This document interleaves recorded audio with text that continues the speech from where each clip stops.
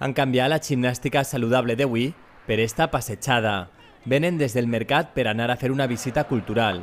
La destinació és la Canal de la Covatella. L'Ajuntament oferta aquestes visites per a grups i ells han estat un dels primers interessats en apuntar-se. No deixen de fer gimnàstica, però la combinen amb el turisme.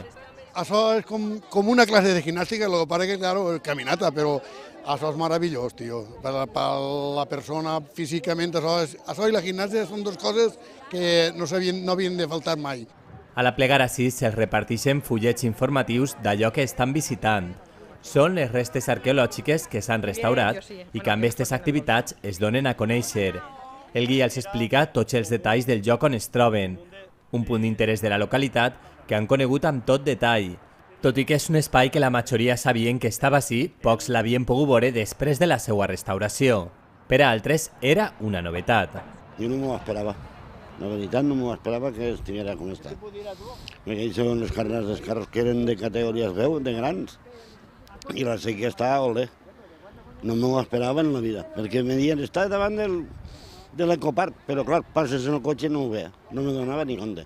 No tenia ni idea de que això estiguera així.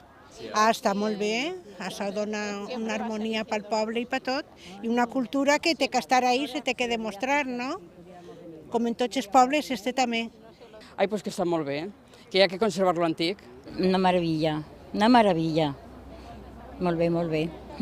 Devem de guardar-ho perquè és patrimoni no solament nostre, sinó és nacional, i és una cosa que la devem de cuidar entre tots.